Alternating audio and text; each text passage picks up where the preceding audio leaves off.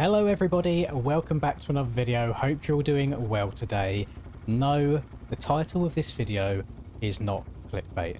And I'm very surprised by that fact as well. So, before you say anything, I'm aware that a few people have tried the TM254 stroke out before. I've tried it from time to time, thought it was just okay, but just left a little bit to be desired.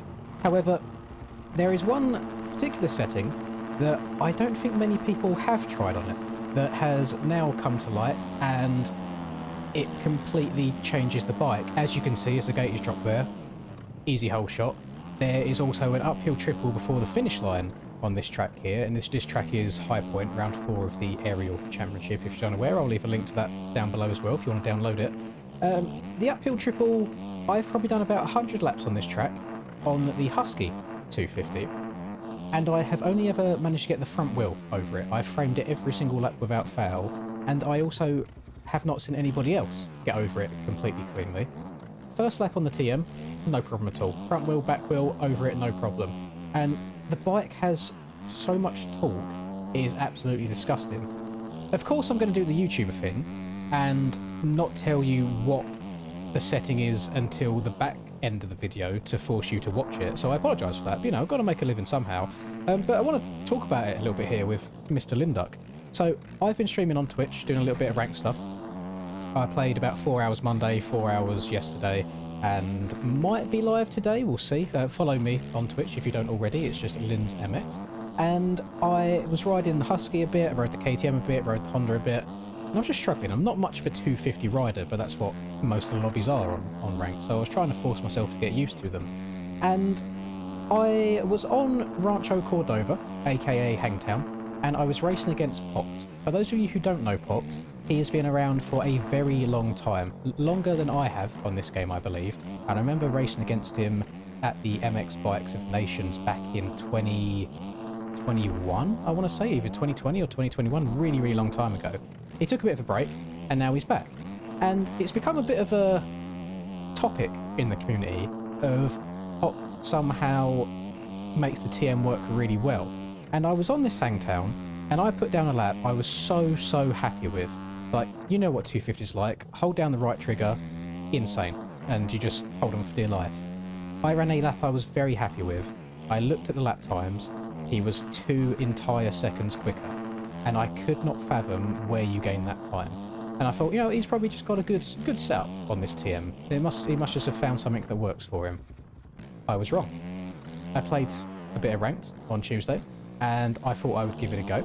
And one of the people in chat, I can't remember who it was, so I do apologise if it was you that told this to me. The one setting that you have to change is to not change the engine mapping to race and to leave it on standard. I don't know if this works on any other bikes, however on the latest OEM update they put race mappings on all of the 4-stroke bikes to make them more race ready and equal to each other. For whatever reason, the TM on standard mapping has the most disgusting amount of torque on any 250 ever. That double I just hit there, I can hit easier than I can on any other 250. The uphill triple I mentioned as well, piece of cake on this thing, and it is an absolute hole-shot machine against other 250s. I'm also very close to beating my own 450 lap times on this bike as well. So, if you've tried the TM before, and you are like me, where every bike you choose, you just by default and muscle memory go and select race mapping because you'd expect that to be the fastest one, try standard mapping on the TM. Again, triple up the hill, little brake tap, nice and easy, no frame casing whatsoever, and it actually helps you gain a lot of time. And the thing about this TM is, it goes incredibly fast, but at the same time, it's easy to do so.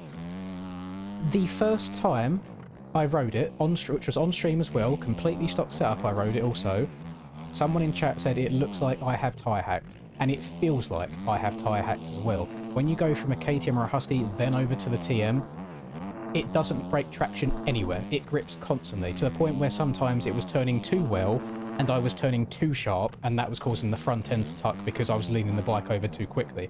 It is gross.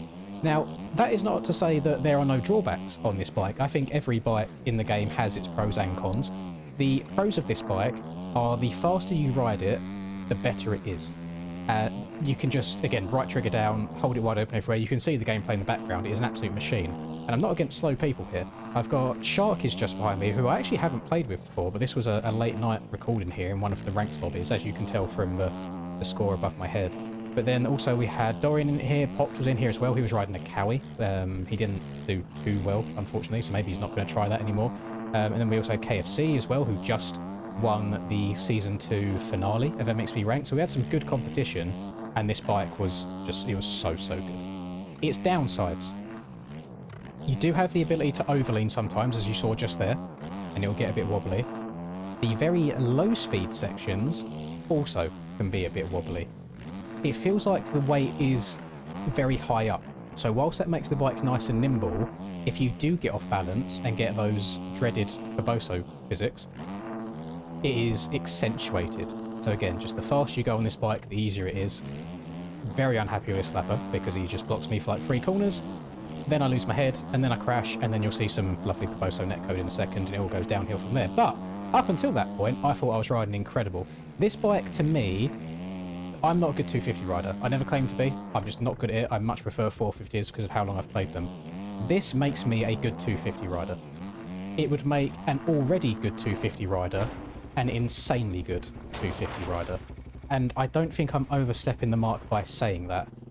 If anybody can remember back to around about, I think it was mid-Supercross season of this year, Ariel banned the Beta 450 because it was fundamentally broken and had more power than it should do. I don't think I'm out of line in saying that this could also be banned because of it if it picks up the way that I think it's going to pick up.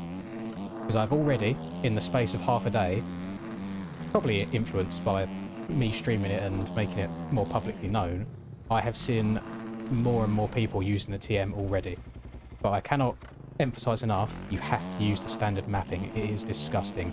It likes to operate not in the red line of the rev limiter, so down at the bottom right we've got the max hard as I try killing this guy because I'd lost my head at this point. The rev limiter at the bottom right, you want to operate kind of just as you get in the yellow. You don't want to be red line, you don't want to be like orange red area. You want to be end of black, start of yellow, and trying to use as much like grunt and torque on the bike as possible. That's its happy area, and that's where it seems to pull the best. But by all means, please do give it a go, and feel free to report back to me in the comments of this video, whatever, if you like it. Because I don't know, maybe it just suits me, maybe I'm just comfortable in it. I genuinely think in the space of the next month, the more and more people that trial this, and then the more and more people that go out of their way and make the effort to get a dialed suspension and get all the geometry handling right as well to maybe remove any of them downsides like the low speed stuff, I can see a world where the entire 250 class is just riding TMs because they are just that quick. It's going to suck if that does happen, and I apologise if it happens, but there's no point in hiding this because everyone's going to figure it out sooner or later.